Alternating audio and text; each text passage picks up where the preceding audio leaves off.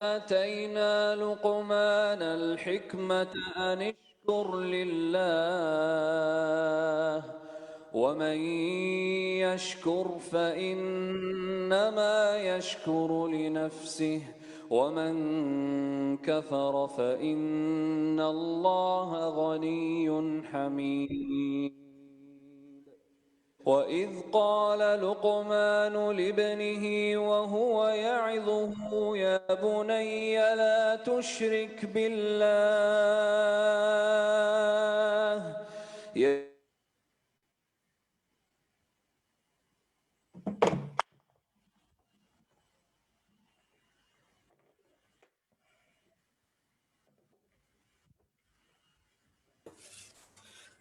Bismillahirrahmanirrahim.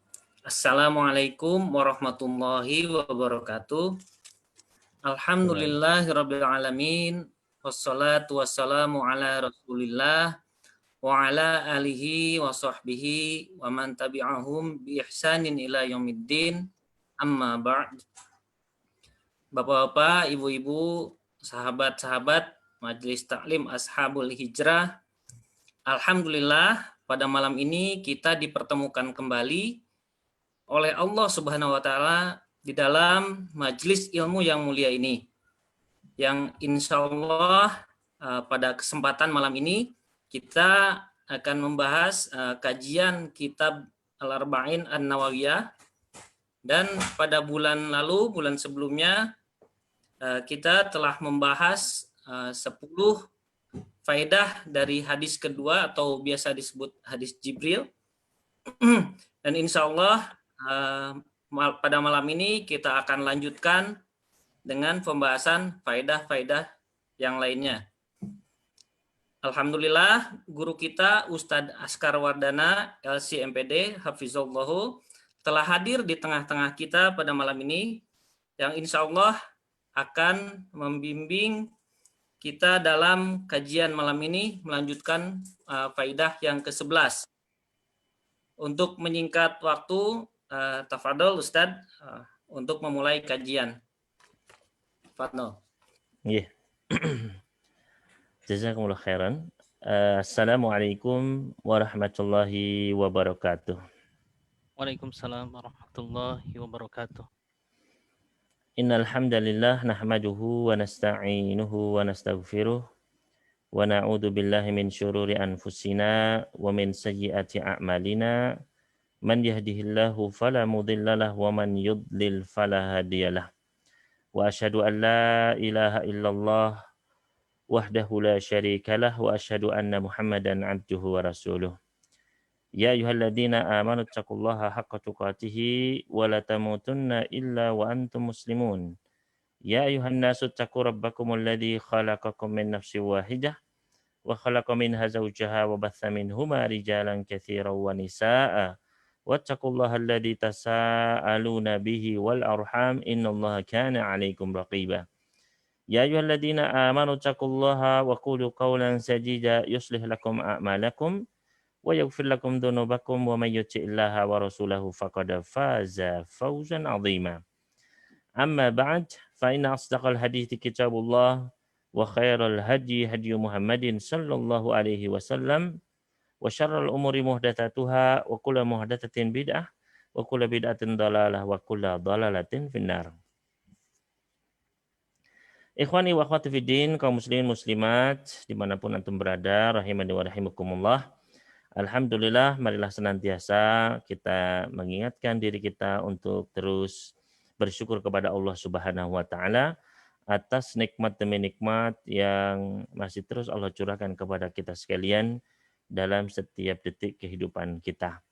Maka kita memohon kepada Allah Subhanahu wa Ta'ala, mudah-mudahan Allah menambahkan kepada kita nikmat-nikmatnya, ditambahkan keberkahan, dan juga kita dijadikan sebagai hamba-hamba yang banyak bersyukur atas nikmat-nikmat tersebut. Allahumma amin. Dan alhamdulillah pada malam hari ini kita kembali Allah berikan kesempatan untuk berjumpa, bersua dalam rangka untuk talabul ilmi, tafaqquh fiddin, untuk memperdalam pengetahuan kita tentang agama Allah Subhanahu wa Ta'ala ini. Yang mana ya mudah-mudahan ini salah satu tanda Allah sayang sama kita sekalian. Karena Nabi Shallallahu Alaihi Wasallam pernah bersabda, "Man yuridillahu bihi khairan yufaqihu fiddin." Barang siapa yang Allah inginkan kebaikan pada diri hamba tersebut, maka Allah akan fakihkan dia, Allah akan pahamkan dia terhadap agama ini. Maka mudah-mudahan dengan kita mempelajari kitab Al-Arba'in An-Nawawiyah ini semakin menambah ilmu kita, pengetahuan kita tentang agama Allah Subhanahu wa taala. Yang mana kitab ini dikarang oleh Al-Imam An-Nawawi, Abu Zakaria Yahya bin Syaraf rahimahullahu taala, yang mana beliau menulis atau mengumpulkan 40 hadis, ya lebih tepatnya 42 hadis yang semuanya merupakan hadis-hadis pokok-pokok agama, ya menjadi hadis-hadis yang di mana Islam dibangun di atas kaidah-kaidah hadis-hadis ini. Jadi hadis-hadis yang benar-benar menjadi pokok, ya, yang disifati oleh para ulama, hadis ini adalah separuh agama. Hadis ini adalah sepertiganya agama. Ya, Islam berputar pada hadis ini. Nah, dan seperti hadis-hadis tersebut yang disifati oleh para ulama semacam itu. Nah, ini dikumpulkan oleh Imam An-Nawawi ke dalam kitab Al-Arba'in An-Nawawiyah ini. Maka mudah-mudahan ya dengan kita mempelajari kitab ini Allah memberikan keberkahan dan kita diberikan ya kekokohan dalam beragama, agama Islam yang Allah ridhoi ini, Allahumma amin. Dan insya Allah kita akan melanjutkan pembahasan kita, yaitu masuk pada hadis yang kedua, hadis Jibril. Ya, mungkin bisa ditampilkan ininya Mas ya, untuk faidah dari hadis-hadis yang kemarin. Kita sudah membahas 10 faidah dari hadis Jibril. Ya, maka di sini kita akan masuk kepada faedah yang ke-11. Ya. Faedah yang ke-11 yaitu bertanya untuk mengajarkan kepada yang lain. Bertanya, ya kita bertanya kepada seorang yang alim dengan tujuan agar pertanyaan kita itu diberikan jawaban sehingga menjadi ilmu untuk orang-orang yang mendengarkannya. Ya, untuk orang-orang yang lainnya. Hal ini sebagaimana di dalam hadis Jibril, di mana Jibril alaihissalam datang kepada Rasul alaihissalatu wassalam, kemudian Jibril bertanya, ya Muhammad, akhbirni anil Islam, Muhammad kabarkan kepadaku apa itu Islam, apa itu iman, apa itu ihsan, ya, apa tanda-tanda hari kiamat. Maka semua itu adalah tujuannya apa? Kata Nabi sallallahu alaihi wasallam di akhir hadis tersebut adalah ya innahu Jibril atakum yu'allimukum dinakum. Ya, itu adalah Jibril yang datang untuk mengajarkan kalian tentang perkara agama kalian. Maka di sini Jibril bertanya kepada Rasulullah SAW, tujuannya apa? Untuk mengajarkan kepada para sahabat tentang Islam. Jadi ini adalah salah satu faedah yang kita dapatkan dari hadis Jibril itu, bertanya untuk mengajarkan kepada yang lain. Tapi benar-benar niatnya adalah untuk mengajarkan ya, karena ada orang yang bertanya itu tujuannya untuk menyindir, ya. Ada orang yang bertanya itu untuk menjatuhkan orang lain. Nah, seperti ini ya, ada juga yang bertanya itu untuk mendebat atau bahkan menjatuhkan gurunya. Maka seperti ini adalah termasuk perkara-perkara yang dilarang dalam Islam justru. Makanya kata Nabi sallallahu alaihi wasallam, barang siapa yang menuntut ilmu untuk ya membodoh-bodohi orang sufaha, orang-orang yang nggak ngerti ilmu, dan untuk mendebat ya para ulama, ya menjatuhkan mereka, maka ini adalah dilarang oleh Rasul alaihi salatu wassalam. Jadi di sini benar-benar kita bertanya adalah untuk mengajarkan kepada orang lain, maka ini adalah diperbolehkan. Kemudian selanjutnya faedah yang ke-12 adalah tentang jenis-jenis wahyu yang turun kepada Rasulullah Shallallahu Alaihi Wasallam. Ya, di antara jenis wahyu yang turun kepada Rasul Alaihi Wasallam adalah dengan perantaraan Jibril. Ya, bisa kita lihat Allah menjelaskan jenis-jenis wahyu yang turun kepada Nabi Sallallahu Alaihi Wasallam. Bisa dilihat dalam Al-Quran surat Syura, surat ke-42 ayat ke-51. Ya. di dalam surat Asy-Syura surat ke-42 ayat ke-51. Di situ dijelaskan tipe-tipe wahyu yang Allah turunkan kepada ya Nabi Muhammad sallallahu alaihi wasallam. Ya. Dan juga memang ada sabab nuzulnya ayat tersebut. Ya. Jadi kalau kita baca silakan ya dicatat dulu atau kalau bisa buka mushaf langsung dibuka mushafnya. Surat Asy-Syura surat ke-42 ayat ke-51. Allah Subhanahu wa taala berfirman, "Wa ma kana li basyarin ayyukallimahullah illa wahyan au min wara'i hijab au yursila rasulan fayuhiya bi idnihi ma yasha innahu aliyyun hakim." Ya, Allah Subhanahu wa taala firman, dan tidak mungkin bagi seorang pun manusia untuk bisa ya Allah berkata-kata langsung kepadanya illa wahyan, kecuali wahyu, ya. Au mi wara'i hijab, atau di balik hijab, au yursila rasulan, atau Allah mengutuskan ya utusan malaikat, fayuhiya bi'idni, kemudian memberikan wahyu dengan izinnya, ma yasha, sesuai dengan apa yang Allah kehendaki, innahu aliyun hakim, sesungguhnya Allah maha tinggi dan maha bijaksana. Ya. Al-Imam Al-Baghawi rahimahullahu ta'ala menyebutkan di dalam tafsir beliau bahwasanya firman Allah Subhanahu wa taala, wa ma kana li basyarin ayyukallimullah illa wahyan, dan enggak akan mungkin ada seorang manusia pun yang bisa berbicara dengan Allah, artinya secara langsung, ya, bisa melihat, ngobrol secara langsung. Itu kata Allah enggak mungkin. Ya, makana tidak akan mungkin. Ya, illa kecuali wahyan, dengan wahyu. Kata Imam Al-Baghawi, wa dzalika andal yahud qalu lin nabi sallallahu alaihi wasallam ala tukallimullaha wa tanzuru ilaihi. Orang-orang Yahudi itu, ini sebab nuzulnya ya. Orang-orang Yahudi berkata kepada Rasul sallallahu alaihi wasallam, wahai Muhammad, kenapa sih kok kamu enggak langsung ngobrol bicara dengan Tuhanmu, dengan Allah, dan kamu langsung melihat Allah Subhanahu wa taala? Ya, kenapa enggak langsung aja begitu, bisa ngobrol, langsung melihat, langsung bicara? Ya. In kunta nabiyan, kalau kamu memang benar-benar nabi, ya. Sebagaimana kallamahu Musa wa nadhara, sebagaimana dulu Musa itu langsung berbicara sama Allah dan melihat Allah Subhanahu wa taala, gitu. Ya, artinya orang-orang Yahudi ini mendebat nabi begitu ya. Muhammad, kamu ini kan ngaku nabi. Kenapa nggak langsung ngobrol? Kenapa kok pakai malaikat? Kenapa kok pakai apa wahyu? Nggak langsung aja, langsung melihat Allah dan bicarakan. Dulu Nabi Musa langsung melihat Allah, langsung berbicara kepada Allah. Ya, maka Rasulullah SAW pun menjawab, lam yanzur Musa ilallahi azza wa jalla. Kata Nabi SAW, Musa itu dulu tidak melihat Allah Subhanahu wa taala. Ya. Makanya turunlah ayat tadi, wa makana li basyarin ayyukallimullah illa wahyan, tidak akan ada pernah manusia yang berbicara langsung dengan Allah kecuali dengan melalui wahyu. Ya. Wahyu ini bentuknya apa? Yuhi ilaihi fil manam au bil ilham. Yaitu wahyunya itu bisa Allah wahyukan, maksudnya itu berupa mimpi ketika seorang nabi atau seorang rasul tidur, ya. Atau ketika dia terjaga, ketika bangun sadar begini dengan ilham. Ya, jadi wahyu di sini bisa berbentuk mimpi ketika ya seorang nabi tidur, dan bisa ketika seorang nabi itu terjaga dengan ilham.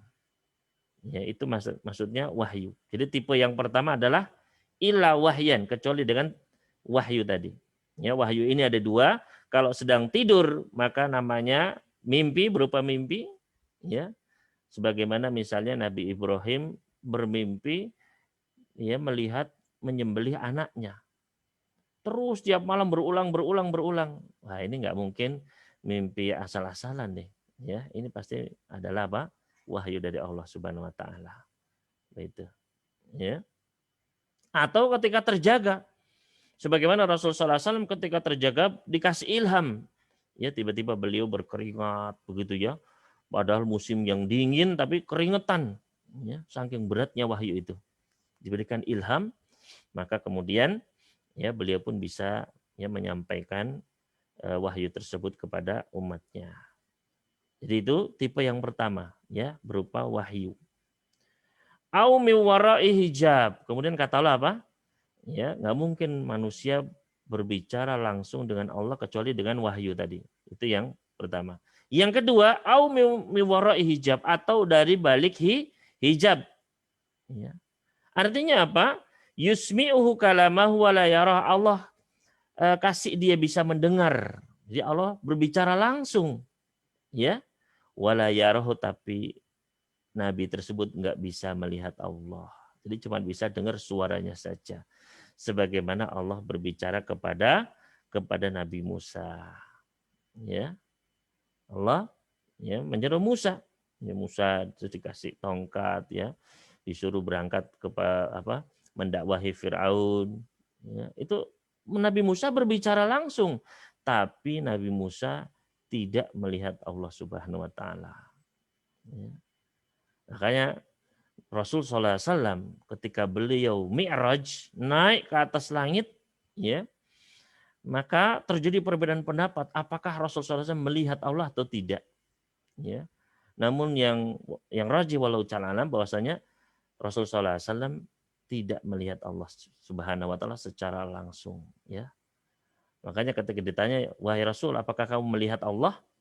Maka beliau menjawab, nurun anna arah, cahaya tok pokoknya. Ya, bagaimana aku bisa melihatnya? Artinya saat ini memang nggak mungkin ada manusia yang bisa melihat langsung kepada Allah. Kapan bisa melihatnya? Nanti, yaitu para penduduk surga bisa melihat Allah. Ya, makanya kata Nabi Sallallahu Alaihi Wasallam, innakum satarawna rabbakum kama tarawna hadal qamar la tudammuna fi ru'yatih. Sungguh kalian akan bisa melihat Rabb kalian seperti kalian melihat bulan ini. Ya, saat itu sedang bulan purnama. Nanti kalian bisa melihat Rabb kalian. Dan la tudammuna fi ru'yatih, kalian tidak akan berdesak-desakan. Semua penduduk surga bisa melihatnya. Dalam hadis lain disebutkan, ya, ketika di surga, para penduduk surga itu setiap hari Jumat berkumpul, ya, di suatu pasar begitu, ya, perkumpulan semua orang penduduk surga datang. Kemudian Allah bertanya, mau nggak kalian aku berikan tambahan kenikmatan? Maka para penduduk surga berkata, tambahan apa lagi ya Allah, ini sudah enak, sudah nikmat, sudah wah luar biasa sempurna nih nikmatnya.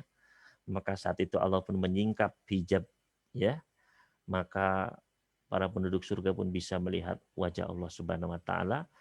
Dan tidak ada kenikmatan yang lebih nikmat, ya, daripada kenikmatan melihat Allah Subhanahu wa taala. Ya. Jadi itu jenis yang kedua, ya, yaitu min wara'i hijab, dari balik hijab. Artinya Allah langsung bicara, iya. Ya. Tapi apa? Tapi dari balik hijab, artinya nggak bisa Nabi tersebut melihat Allah Subhanahu wa taala. Ya. Dan jenis yang ketiga adalah au yursila rasulah, ya, atau Allah mengutus utusan. Ya, ini biasanya apa? Malaikat Jibril ini yang ditugaskan untuk menyampaikan wahyu. Ya. Termasuk di sini di dalam hadis Jibril ini apa? Allah mengutus Jibril, ya, untuk mengajarkan. Ini termasuk ya wahyu yang Allah turunkan kepada Nabi Muhammad SAW, karena wahyu itu ada yang berbentuk, ya, kalamullah, firman Allah Subhanahu wa taala, yaitu Al-Qur'anul Karim, dan juga wahyu itu ada yang, ya, berupa sunnah Rasul SAW. Ya, artinya berupa bukan Al-Qur'an. Ya, makanya Nabi SAW pernah bersabda, ala inni utitul Qur'ana wa mislahu ma'ah. Ketahuilah saya ini diberikan oleh Allah Al-Quran dan yang semisalnya. Sama-sama wahyu. Al-Quran dan sunnah sama-sama terjaga dari sisi Allah Subhanahu wa taala. Ya. Namun Al-Quran tentu saja memiliki hukum-hukum khusus, ya. Dibaca dalam sholat, kemudian ada hukum tajwidnya, ada pahala setiap hurufnya dan seterusnya. Ya, berbeda dengan sunnah. Tapi dua-duanya adalah sumber hukum dalam Islam karena sumbernya dari Allah Subhanahu wa taala. Sama-sama wahyu. Itu. Ya. Jadi itu 3 jenis wahyu tadi ya disebutkan, ya. Maka nali basyarin ayyu kalimullah illa wahyan. Satu. Wahyu ini bisa kalau tidur mimpi, kalau terjaga berupa ilham. Yang kedua adalah au mi wara'i hijab, dari balik hijab. Allah langsung bicara kepada Rasul tersebut atau Nabi tersebut, tapi nggak bisa dilihat. Ya. Dan yang ketiga adalah dengan mengutus malaikat. Jadi ini jenis wahyu yang turun kepada Nabi Muhammad SAW. Yaitu secara ringkas. Selanjutnya yang ketiga, 13, ya, faedah selanjutnya. Penjelasan Nabi SAW tentang makna Islam. Dengan menyebutkan rukun Islam yang mewakili amalan tubuh. Ya. Jadi di dalam hadis Jibril itu Nabi SAW menjelaskan tentang makna Islam. Ya, penjelasannya apa? Apa maknanya Islam? Beliau menjelaskannya dengan amalan-amalan yang zahir. Syahadat, ya, berupa ucapan, ya. Salat, ya kan, gerakan, ucapan, kemudian zakat, puasa, haji, semuanya dengan apa? Dengan perbuatan, tampak. Ya. Maka ini apa? Menunjukkan bahwasanya di sini beliau menjelaskan mana Islam itu dengan menyebutkan perkara-perkara yang mewakili amalan yang zahir, amalan badan. Ya. Selanjutnya yang ke-14, ya, yaitu adalah rukun Islam ada 5. Rukun Islam ada 5. Ya, ketika Nabi SAW ditanya oleh Jibril, akhbirni anil Islam. Wahai Muhammad, kabarkanlah kepadaku apa itu Islam. Ya. Maka beliau menjawab dengan rukun Islam. Ya. Al-Islamu an tasyhada alla ilaha illallah wa anna Muhammadar Rasulullah. Islam itu dengan kamu bersyahadat, bersaksi. Ya. Syahadat yang pertama. Kemudian watiqimas shalah, salat, zakat, ya, puasa di bulan Ramadan dan haji. Jadi kalau kita ditanya berapa sih jumlah rukun Islam, maka rukun Islam ada 5. Karena banyak anak sekarang itu Bapak Ibu sekalian ditanya rukun Islam ada berapa? Ada yang bilang 2, ada yang bilang 3, ada yang bilang 6, ya, bingung. Terkadang benar 5, ya udah 5. Yang pertama apa? Yang pertama sholat. Yang kedua agak bingung. Puasa, gitu, ya. Jadi dan ini saya dapatkan sendiri ketika biasanya pernah saya ngetes mahasiswa baru gitu ya masuk. Di antara pertanyaan saya tanya ini, ya, rukun Islam ada berapa, Mas? Ya, biasanya ketuker sama rukun iman, ya. Dan yang paling parah tadi bingung, lupa syahadat itu rukun Islam. Jadi ini penting untuk kita ajarkan, ya, sampai apa? Jibril datang, ya, berwujud manusia untuk mengajari kepada kita rukun Islam ini. Ya. Nah, di sini pentingnya apa? Kita mengetahuinya dan lebih penting dari itu kita mengamalkannya, menjaganya. Ya. Karena kalau ini namanya rukun, rukun itu kan penopang, ya, pondasinya. Ya, kalau itu runtuh, ya berarti Islamnya juga runtuh. Ya. Ini yang faedah yang ke-14. Selanjutnya faedah yang ke-15, wajibnya mengucapkan 2 kalimat syahadat. Ya, wajibnya mengucapkan 2 kalimat syahadat. Ini wajib. Ya. Kalau orang itu dia nggak mau mengucapkan 2 kalimat syahadat, maka tidak akan jadi seorang muslim mukmin, nggak akan. Ya. Kalau nggak mau mengucapkan 2 kalimat syahadat. Meskipun dia misalnya, ya saya beriman bahwasannya ada, ya, Tuhan yang menciptakan alam ini. Ya. Tapi nggak mau syahadat, ya tidak akan apa? Tidak akan bisa menjadi muslim mukmin yang akan selamat masuk surga. Ya. Karena wajib, ya, harus bersaksi, ya, dengan ucapan. Makanya ketika ada orang masuk Islam itu, bagaimana caranya? Kita tuntun dengan 2 kalimat syahadat. Ya, asyhadu alla ilaha illallah wa asyhadu anna Muhammadan Rasulullah. Ya. Nah, ini ya harus. Ya. Karena kalau tidak mau, maka ini cuma sekedar ucapan. Tapi ketika seseorang nggak mau mengucapkannya, dia tidak akan bisa menjadi seorang Muslim. Makanya Nabi sallallahu alaihi wasallam pernah bersabda, "Umirtu an uqatilan nas hatta yashhadu an la ilaha illallah." Ya. Saya diperintahkan untuk memerangi manusia sampai mereka mau bersaksi bahwasanya tidak ada ilah yang berhak disembah kecuali Allah. Wa anna Muhammadar Rasulullah, dan Muhammad adalah utusan Allah. Ya. Maka harus. Ini adalah kuncinya ketika seseorang dia mau masuk Islam. Ya. Kemudian yang ke-16 adalah wajibnya sholat 5 waktu. Ya. Karena dia juga termasuk rukun Islam. Waktu qimas shalah. Ya. Yang mana sholat ini diwajibkan, berbeda pendapat para ulama, ya, tapi mereka pertama itu berbeda pendapat tentang kewajiban sholat sendiri. Apakah sholat itu hanya wajib, mulai diwajibkan ketika malam ketika beliau Isra Mi'raj? Ya. Apakah sebelum Isra Mi'raj itu sudah ada kewajiban sholat? Ya. Ataukah baru diwajibkan ketika Isra dan Mi'raj? Ini terjadi perbedaan pendapat di kalangan para ulama. Ya. Kemudian mereka juga berbeda pendapat tentang waktunya. Kapan sih beliau itu Isra Mi'raj itu juga diperselisihkan oleh para ulama. Ya. Namun yang pasti, ya, bahwasannya sholat 5 waktu itu diwajibkan ketika malam Isra dan Mi'raj tersebut. Isra itu artinya adalah perjalanan dari Mekah menuju Baitul Maqdis. Itu namanya Isra. Subhanalladzi asra bi abdihi lailan. Ya, Maha Suci Allah yang memperjalankan hambanya di malam hari. Ya. Itu adalah apa? Isra al Mi'raj itu dari bumi naik, ya, ke langit. Ya, dari bumi naik ke langit, itu namanya Mi'raj. Ya.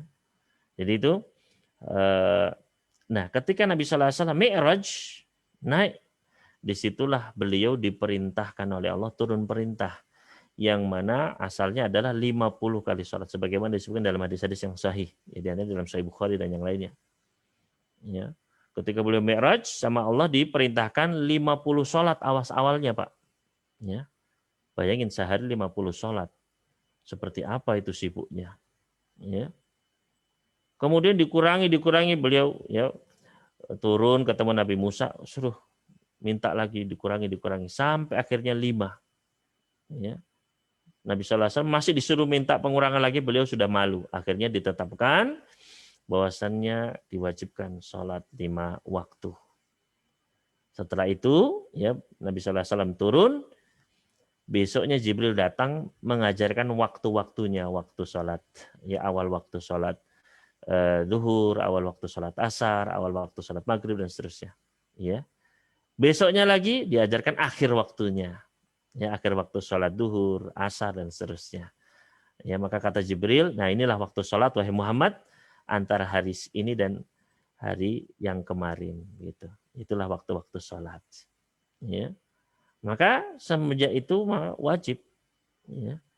Dan sholat ini adalah, ya, benar-benar harus dijaga. Ya, benar-benar harus dijaga. Wa amuduhu as-shalah, dan tiangnya agama itu adalah sholat. Ya. Hal pertama yang akan dihisab dari seorang hamba di hari kiamat adalah sholatuhu, sholatnya. Ya. Kalau sholatnya baik, insya Allah yang lain pun akan ketutup, ya, akan jadi baik. Tapi kalau sholatnya itu, ya, rusak, wah, maka urusan yang lain juga, ya, akan berat. Ya, jadi benar-benar kita ingatkan, ya, diri kita, ya. Bagaimana Ustadz, dulu saya ketika muda, waduh, bolong-bolong Ustadz. Bagaimana dulu ketika muda saya itu belum tahu, Ustaz, ya, wudu masih belum benar, ya. Kadang disuruh sholat malah kabur, ya. Ketika sholat malah cekikikan, karena begitu kan, ya. Padahal kita sudah balik, tapi masih belum diajari bagaimana harus sholat yang benar, ya. Maka ya sekaranglah saatnya kita bertobat, Bapak-bapak sekalian, ya. Sholat yang sudah hilang itu tidak bisa diqadha, ya. Dia sudah lewat. Karena yang namanya qadha itu ya yahtaju ila amrin jadid, harus ada perintah khusus, ya. Misalnya puasa, ada perintah khusus, ya. Untuk apa? Ya fi ayamin ukhur, untuk menggantinya di hari lain ada perintahnya. Ya, tapi ketika tidak ada perintah untuk mengqadhanya maka ya nggak bisa diganti. Terus bagaimana Ustadz yang bolong-bolong itu? Caranya adalah bertobat dan kita memperbanyak sholat-sholat sunnah. Ya. Makanya kata Allah Subhanahu Wa Taala ketika ya dalam hadis awwalu ma yuhasabu bil abdu yaumil qiyamati sholatu, yang pertama kali akan dihisab dari seorang hamba adalah sholatnya. Ya. Kalau sholatnya baik maka semuanya juga akan baik. Ya, tapi kalau sholatnya itu ada kekurangan, maka Allah berkata kepada para malaikat, unzuru fi kitabi abdi hallahu min tatawu'ain, ya. Lihat kepada catatan amal hambaku ini, apakah dia punya sholat-sholat tambahan, sholat-sholat sunnah apa enggak, ya. Litukmi lebih faridatah, untuk menambal yang bolong-bolong itu, ya. Di antara para orang berpendapat yang bolong ini bisa jadi bolong karena ada kurang khusyuk, ya. Bisa yang bolong-bolong ini kurang ya sempurna, ada yang lupa, kadang lagi sholat lupa ini berapa rakaat, kadang ketika sholat ketiduran dan lain sebagainya, ya. Dan juga bahkan apa? Untuk menambal yang bolong-bolong yang pernah ditinggalkan. Maka di sini caranya tadi dengan apa? Memperbanyak sholat sunnah, Bapak Ibu sekalian. Baik itu sholat qabliyah, ba'diyah, ya sholat rawatib. Begitu pula dengan sholat-sholat ya, sholat malam, sholat duha, sholat setelah wudhu, sholat tahiyatul masjid, sholat ya lainnya, maka itu untuk nambal tadi, gitu, ya. Jadi itu wajibnya sholat, ya. Kalau sholat ditinggalkan ini dosa yang besar. Bahkan di antara para ulama ada yang sampai mengeluarkan seseorang dari Islam kalau meninggalkan sholat, ya. Jadi para ulama berbeda pendapat tentang hukum tarikis sholah, ya, muta'ammidan. Kalau misalnya dia meninggalkan sholatnya itu karena malas-malasan, begitu ya, maka Imam Syafi'i berpendapat orang itu dosa besar, iya, tapi belum sampai keluar dari Islam, ya. Adapun Imam Ahmad, beliau berpendapat kalau orang itu meninggalkan sholat malas-malasan, ya, maka dia telah keluar dari Islam. Artinya apa? Kita harus hati-hati, Bapak Ibu sekalian. Yang rajih, orang yang meninggalkan sholat karena malas, ya, maka dia belum keluar dari Islam, tapi dia sudah melakukan suatu dosa yang sangat besar. Ya. Nabi SAW pernah gambarin, Pak, sama kita. Ya, beliau menggambarkan bagaimana dahsyatnya dosa meninggalkan sholat. Ya.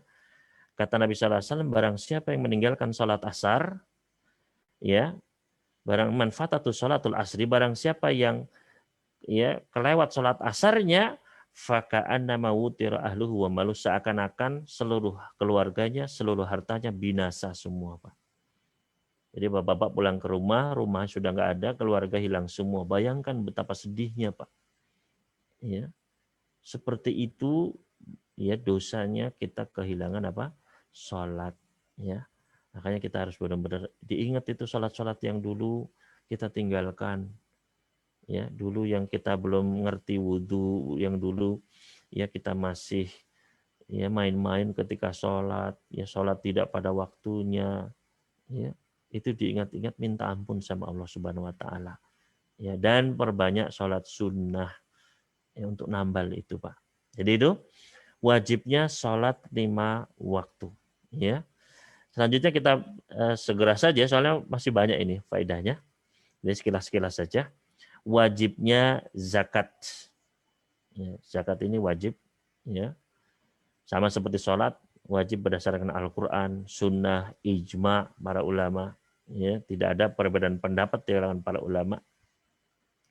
Yang mana zakat ini diwajibkan itu pada tahun kedua setelah hijrah, ya, tahun kedua hijriah. Kalau tadi ya, sholat itu para ulama berbeda pendapat.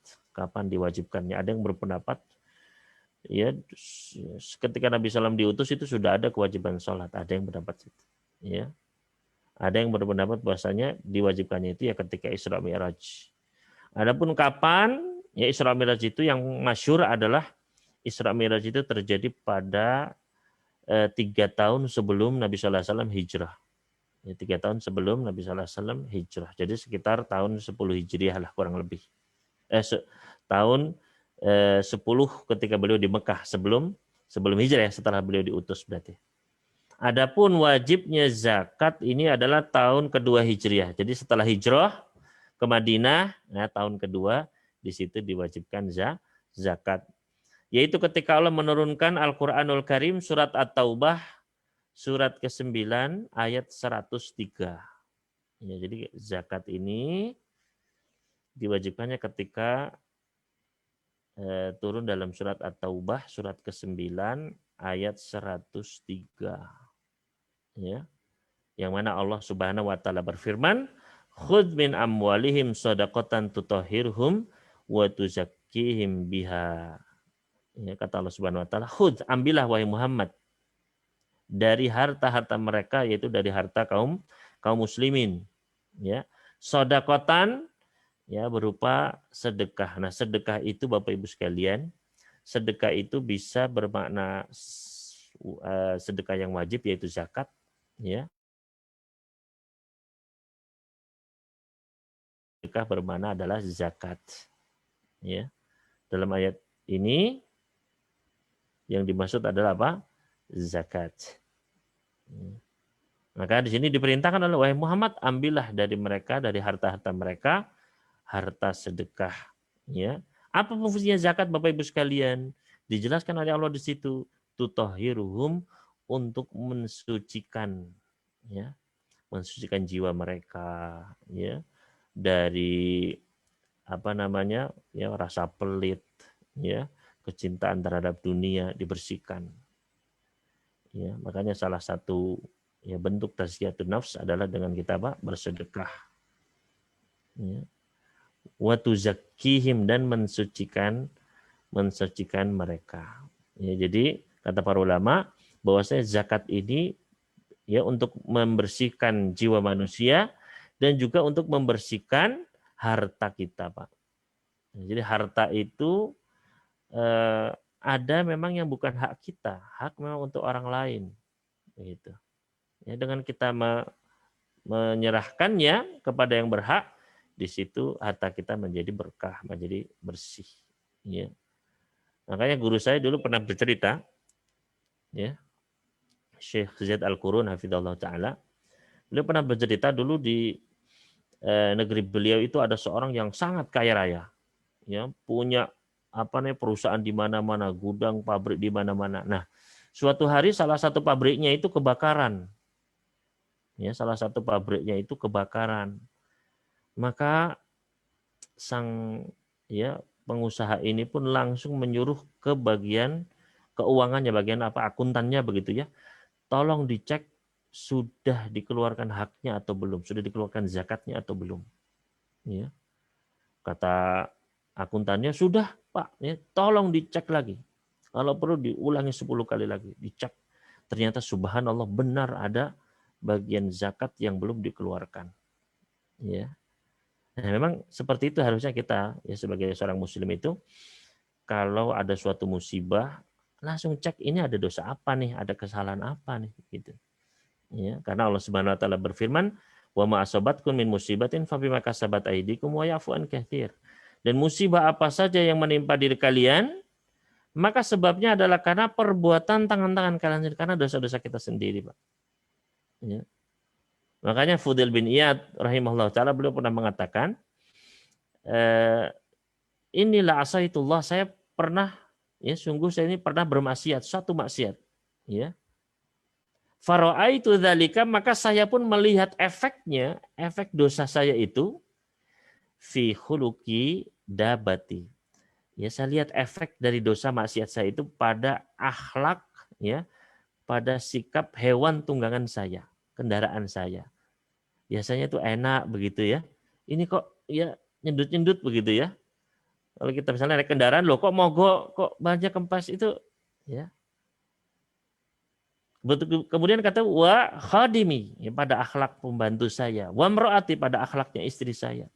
Biasanya nurut-nurut, ya rajin-rajin. Ini kok membantah, malas, membangkang misalnya. Ya.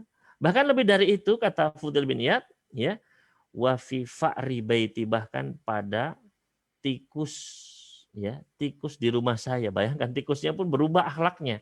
Biasanya tikusnya warawiri aja, ya cuit-cuit saja. Ini sampai ngerokoti apa? Ya semua dimakan sama tikus begitu. Jadi luar biasa. Jadi efek, ya, dosa, ya, termasuk di sini kita bicara masalah zakat. Ya, harta itu menjadi tidak berkah karena memang ada kewajiban yang harus dikeluarkan di situ. Ya, jadi ini adalah wajibnya zakat. Selanjutnya yang ke-18, ya, yaitu wajibnya puasa. Ya, wajibnya puasa. Sering kita dengar ayatnya kalau bulan Ramadan, yaitu surat Al-Baqarah ayat 183. Surat Al-Baqarah surat kedua ayat 183. Ya ayyuhalladzina amanu kutiba alaikumusiyam. Wahai orang yang beriman, telah diwajibkan atas diri kalian untuk berpuasa. Ya, maka wajib berpuasa. Ya. Dan ini juga, ya, jangan sampai ya ditinggalkan. Ya. Nabi SAW pernah melihat siksaannya orang yang berbuka sebelum waktunya, artinya orang yang tidak berpuasa, ya, yaitu apa? Ya, mulutnya ini disobek-sobek, waliyatubillah, digantung terbalik, ya. Maka ya harus, ya, puasa ini kita jaga, ya. Untuk yang ibu-ibu, kalau sedang haid ya tidak puasa, nanti kalau sudah suci harus diganti, ya. Bagaimana Ustadz, saya dulu pernah batal gara-gara malas, ya, gara-gara tergoda sama teman misalnya atau yang lainnya, ya. Maka para ulama berbeda pendapat dalam masalah ini. Ya, kalau memang batal puasa karena udzur, karena safar, karena sakit, ya, maka jelas, ya, Allah perbolehkan untuk menggantinya, mengkodoknya. Ya, wa in kuntum maridan aw ala safarin, ya, kalau kalian sakit atau sedang safar boleh, ya. Tapi kalau karena malas, nah itu kan nggak ada di situ, ya. Allah nggak menyebutkan, ya, barang siapa yang sakit, safar, atau karena, ya, dia lalai, karena dia apa misalnya begitu, ya, karena dia tergoda, nggak disebutkan di situ. Ya, makanya kata para ulama, ya, puasa yang ditinggalkan dengan sengaja itu juga tidak bisa diqodok, gitu, ya. Meskipun di antara para ulamanya pun ada yang tetap juga harus diganti, ya. Namun, ya, ini adalah peringatan buat kita sekalian, jangan bermain-main dengan ibadah puasa. Kalau memang ada udzur boleh silakan. Sedang musafir boleh berbuka, ya. Tapi ya hati-hati jangan sampai ditinggalkan. Ingatkan anak istri kita. Ya, terkadang ada ibu-ibu juga begitu, ya, nggak puasa, ya, alasannya haid, padahal nggak haid, ya, atau misalnya gara-gara istihadah. Ya, kalau ibu-ibu itu ada yang namanya istilahnya istihadah. Istihadah itu darah yang keluar bukan haid. Ya, darah keluar, tapi itu bukan haid, Pak.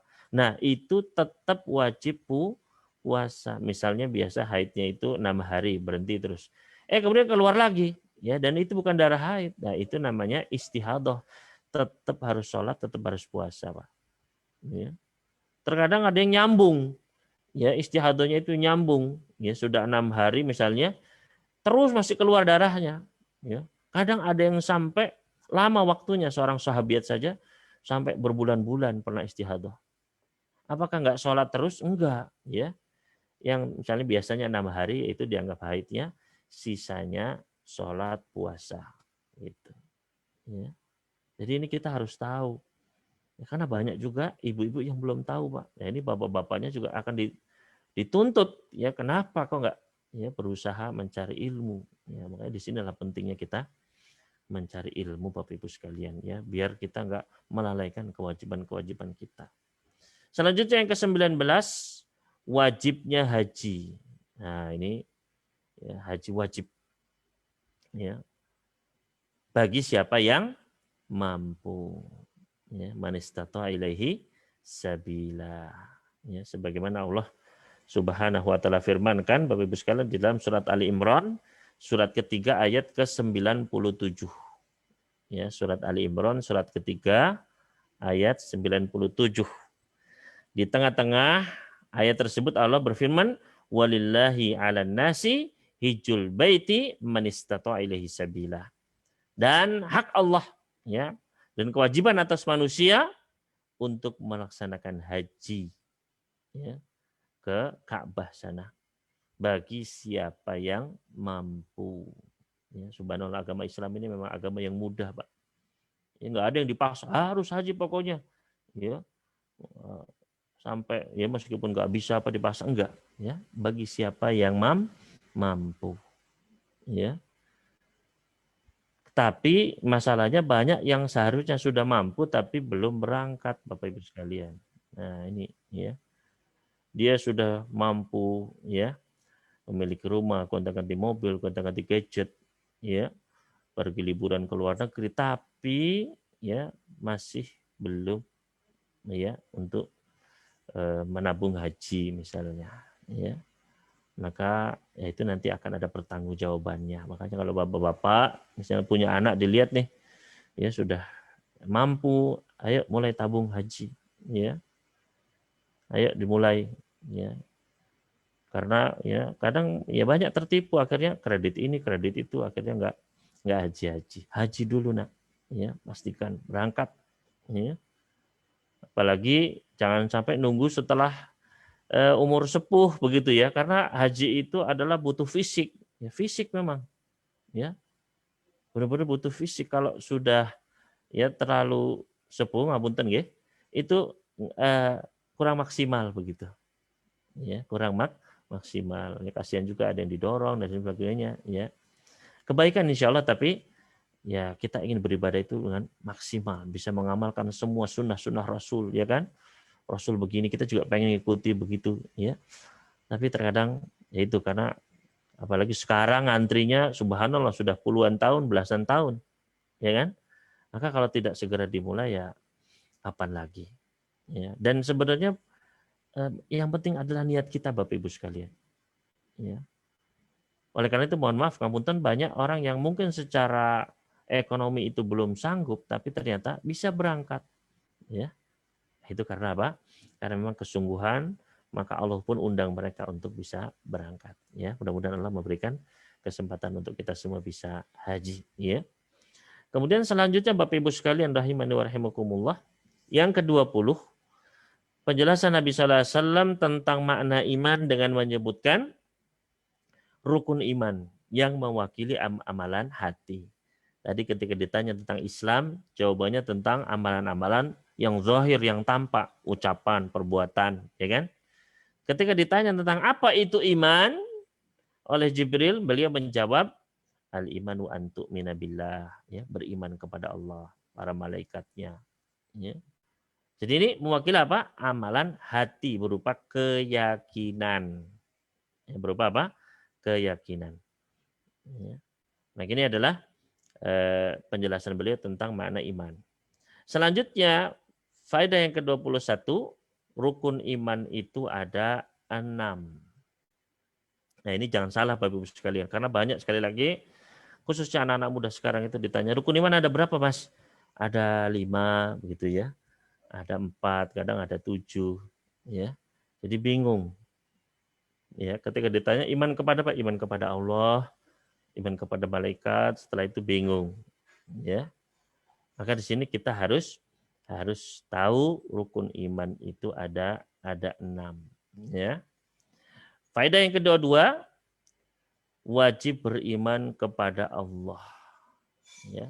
Antuk minabillah. Ini syaratnya, harus kita beriman kepada Allah. Bagaimana cara kita beriman kepada Allah? Yaitu dengan kita mengakui bahwasanya Allah Subhanahu wa taala adalah satu-satunya yang berhak untuk kita ibadahi. Ya. Kita sujud, kita berdoa, kita sholat, kita menyembelih, kita bersumpah, ya. Kita bertawakal, kita takut, kita cinta, ya, yang berupa semuanya ibadah itu adalah hanya untuk Allah Subhanahu wa taala.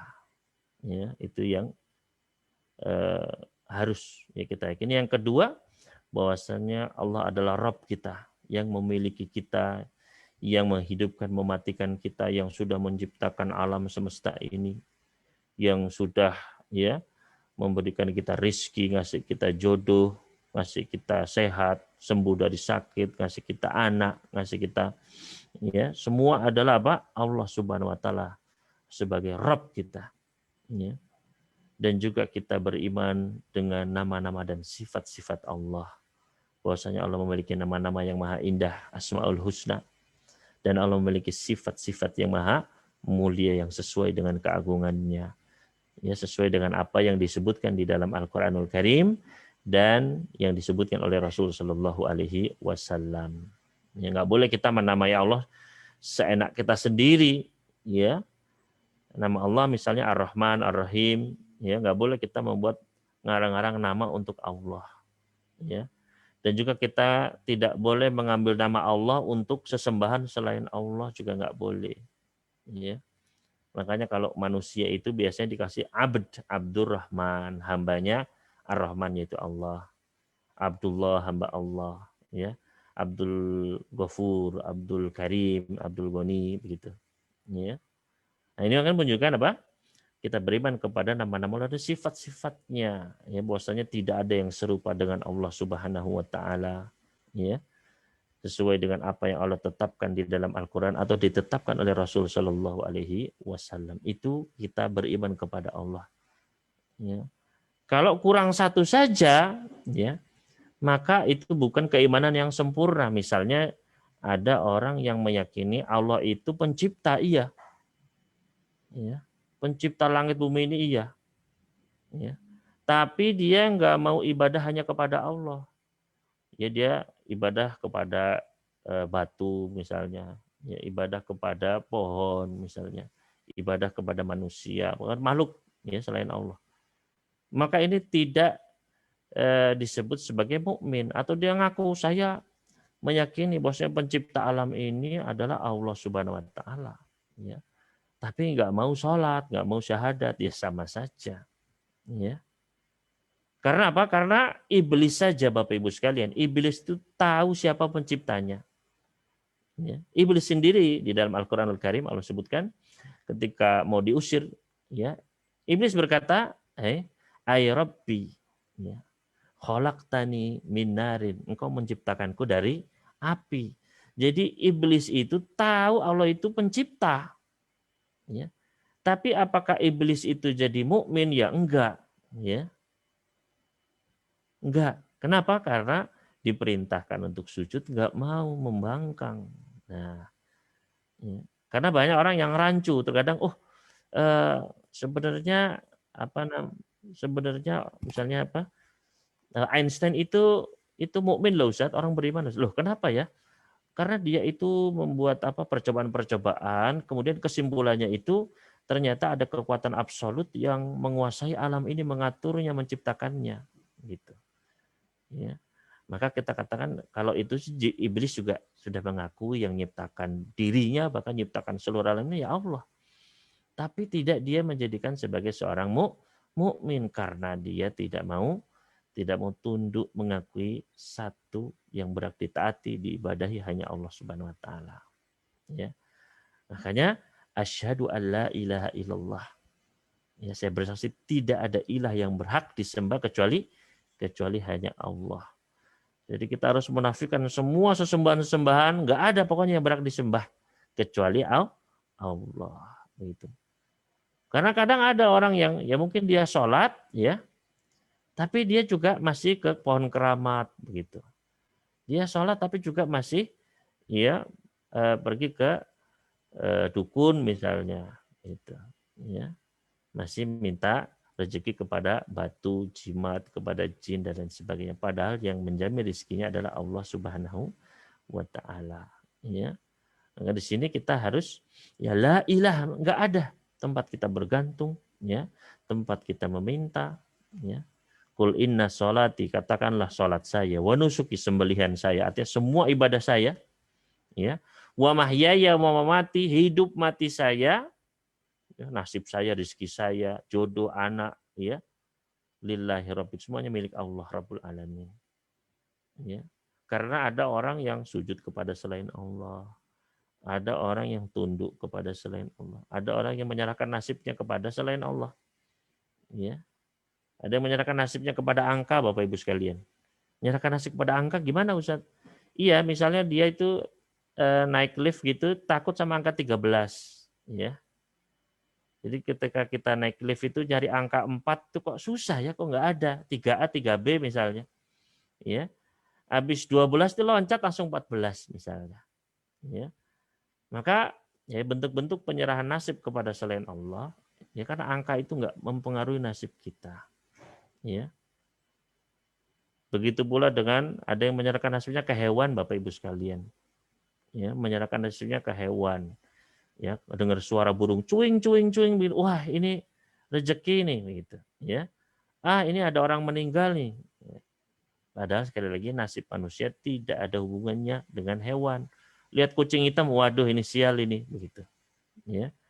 Jadi dulu Nabi SAW, di orang-orang musyrikin Quraisy dulu zaman jahiliyah, itu mereka kalau punya hajat itu lempar burung dulu. Kalau burungnya ke kanan, ini berarti pertanda baik nih. Mereka pun melaksanakan hajatnya, yang nikah ya nikah, yang dagang ya dagang, gitu. Ya. Tapi kalau burungnya itu ke kiri atau lurus, wah ini pertanda buruk. Mereka pun tidak jadi melakukan hajatnya. Ya. Maka bentuk-bentuk penyerahan nasib kepada selain Allah, ya, kepada hari, tanggal, hewan dan lain sebagainya, ini adalah bisa menafikan kesempurnaan iman seseorang, bahkan bisa menghancurkannya. Maka kita harus benar-benar pahami ini, Bapak Ibu sekalian, wajibnya kita beriman kepada Allah, ya, mengaku tempat kita ibadah hanya Allah, ya, kemudian yang mengatur semuanya ini adalah Allah, ya, dan kemudian kita beriman dengan nama-nama Allah dan sifat-sifatnya. Kemudian selanjutnya yang ke-23, wajib beriman kepada malaikat, ya. Jumlatan wa tafsila, secara umum malaikat itu ada, ya. Malaikat diciptakan dari cahaya, ya. Dan juga secara terperinci. Ada malaikat nama-namanya itu sudah terperinci itu, ya. Jadi secara umum pokoknya kita beriman malaikat itu ada, ya. Malaikat ada yang, ya, ada banyak jumlahnya, ada yang memiliki sayap, ya, dan tapi ada juga secara terperinci, ya, ada yang namanya Jibril, ya, dengan tugas-tugasnya memberikan wahyu misalnya. Ada malaikat Mikail, ada malaikat Ridwan, ya, ada malaikat-malaikat khusus yang ditugaskan misalnya untuk menjaga, ada malaikat yang untuk menulis, ya, kiraman katibin, ya, itu kita imani, ya. Jadi ini adalah yang ke-23. Selanjutnya yang ke-24, malaikat bisa menjelma dalam wujud manusia dengan izin Allah. Ya. Ini kita dapatkan dari hadis Jibril ini.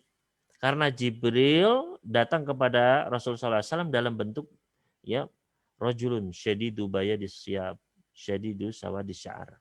Ya, seorang laki-laki yang bajunya putih bersih, rambutnya hitam, ya, nggak ada yang kenal siapa ini, gitu, ya. Maka di sini jelas menunjukkan bahwasanya malaikat itu bisa menjelma dalam wujud manusia, ya. Di zaman Rasulullah SAW juga, ya, sering, ya, ketika perang, ya, ada prajurit-prajurit yang, ya, tangguh begitu berkuda, ya, ternyata itu adalah malaikat, begitu, ya. Jadi ini faedah yang ke-24, malaikat bisa menjelma dalam wujud manusia. Ya. Kemudian yang ke-25, wajib beriman kepada kitab-kitab. Ya, wajib beriman kepada kitab-kitab.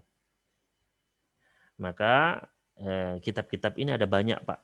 Ya, bukan hanya Al-Qur'an, kemudian Injil, ya, Taurat, ya. Kitab-kitab itu ada banyak. Ya.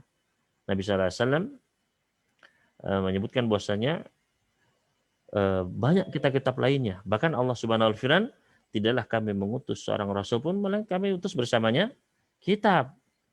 Ya. Allah Subhanahu wa taala firman, laqad arsalna rusulana bil bayyinat wa anzalna ma'ahumul kitaba wal mizan. Ya. Kami telah mengutus rasul-rasul kami dengan penjelasan-penjelasan dan kami turunkan bersama mereka kitab.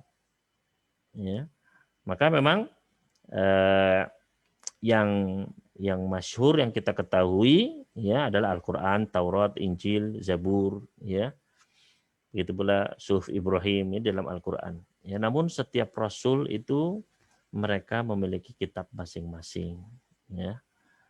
Jadi namun tentu saja ketika sudah turun Al-Qur'an, Bapak Ibu sekalian, sudah semuanya sudah tidak perlu kita ngeliat-lihat lagi Injil karena sudah ditahrif ya oleh orang-orang Bani Israel. Ya, nggak usah kita melihat ya kita terdahulu karena ya banyak kabar-kabar yang sudah dirubah. Jadi kita cukup berpegang teguh dengan Al-Qur'anul Karim, ya. Kecuali memang orang yang dia mutakhasis, ya, dia dengan tujuannya untuk membantah, ya dia punya background keislaman yang kuat, kemudian dia mempelajari Injil untuk bisa ya membantah dan sebagainya, maka silahkan. Tapi kalau ya Al-Qur'an saja belum khatam, malah main-main baca Injil, nanti akhirnya takut malah tambah tersesat begitu. Jadi lebih baik ya hati-hati ya. Kemudian Bapak Ibu sekalian rahimani wa rahimakumullah, selanjutnya wajibnya beriman kepada para rasul ya. Beriman kepada rasul ya. Maka rasul itu jumlahnya pun ada banyak ya, jumlahnya ada banyak ya. Di dalam hadis disebutkan ada ribuan rasul ya. Jumlah nabi lebih banyak lagi ya, ratusan ribu nabi yang diutus, dan mereka itu ya banyak yang dibunuh oleh umatnya ya. Makanya Nabi SAW pernah diperlihatkan ya, ada nabi bersamanya sekelompok orang umatnya yang beriman, ada nabi beriman cuma 2 orang, ada yang nabi cuma yang beriman 1 orang, bahkan ada nabi yang enggak ada yang beriman sama dia gitu ya.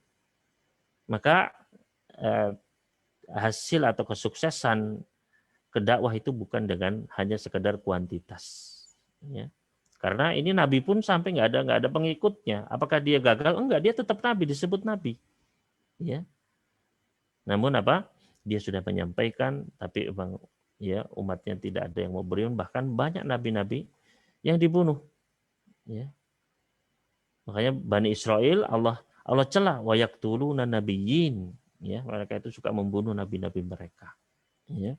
Maka di sini ya kita beriman kepada para rasul ya secara umum ya, jumlah rasul itu ada banyak, dan juga secara khusus ada rasul-rasul yang Allah sampaikan kepada kita di Al-Qur'an atau disampaikan oleh Rasul sallallahu alaihi wasallam dalam hadis yang sahih, maka kita imani ya.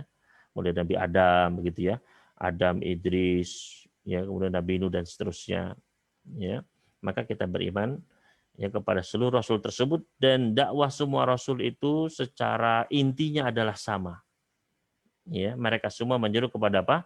Kepada la ilaha illallah. Ya.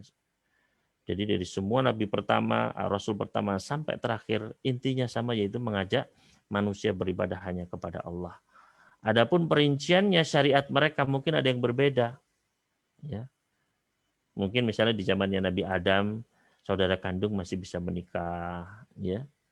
Di dalam kisah Nabi Yusuf ya, ayahnya bersujud kepada beliau ya. Mungkin secara ya sholatnya mungkin berbeda, puasanya mungkin sama-sama puasa tapi ada perbedaan, mereka puasanya ya sampai malam misalnya, kalau kita cuma sampai maghrib misalnya ya. Namun ya intinya sama ya, dakwah mereka adalah menyeru kepada la ilaha illallah ya. Kemudian yang ke-27 wajib beriman kepada hari akhir. Wajib beriman kepada hari akhir. Ya. Hari akhir ini mencakup banyak ya, termasuk Ustaz kok nggak ada iman kepada adab kubur misalnya. Nah ini masuk ke dalam iman kepada hari akhir. Ya. Jadi iman kepada hari akhir ini mencakup keimanan dengan seluruh perkara yang terjadi setelah kematian. Ya. Setelah meninggal ada apa? Ada misalnya fitnah kubur, ya, ada adab kubur, ada nikmat kubur, ya, ada hari kebangkitan, ada sirat, ada mizan, ada haud, ada kontorah dan seterusnya. Ya, termasuk surga dan neraka. Ini masuk keimanan kepada hari akhir. Itu. Ya. Selanjutnya yang ke-28 wajibnya iman kepada takdir. Ya, iman kepada takdir. Dan inilah sebab kenapa hadis Jibril ini muncul, Pak. Ya. Kenapa kok Abdullah bin Umar meriwayatkan dari ayahnya Umar bin Khattab, ya, hadis Jibril ini yang panjang ini cuma untuk ini aja, Pak. Ya. Yaitu ketika datang ada dua orang datang kepada Ibnu Umar, "Wahai Ibnu Umar, di negeri kami itu muncul firqah baru, sekte baru." Ya. Mereka mengklaim nggak ada yang namanya takdir. Allah itu nggak ngerti. Ya, ketika sudah kejadian baru Allah ngerti. Ya, manusialah yang menciptakan takdir mereka sendiri. Ya, maka Ibnu Umar pun mengatakan, ya, beritakan kepada mereka, saya berlepas diri dari mereka. Mereka pun berlepas diri dari saya. Ya, katakan kepada mereka, meskipun mereka berinfak sebesar gunung Uhud emas, nggak akan diterima sama Allah sampai mereka beriman kepada takdir. Ya. Kemudian beliau pun membawakan hadis Jibril ini panjang, Pak. Ya, mulai dari awal ya tentang iman, Islam. Nah, intinya cuma ingin mengambil ini, Pak, ya. Wa antu minabil qadar khairihi wa syarrih. Ya. Jadi yang dimaksud dengan iman adalah beriman kepada takdir, baik yang baik maupun yang buruk. Ya. Jadi ini menunjukkan wajibnya beriman kepada takdir. Ya. Dan ini banyak di antara manusia yang sulit memahami takdir ini, bingung. Ya. Padahal takdir itu gampang, Bapak Ibu sekalian. Pokoknya diimani Allah itu maha tahu. Allah sudah tahu semuanya ini. Dari awal sampai akhir Allah sudah tahu. Ya. Kemudian yang kedua, semuanya sudah Allah catat. Ya.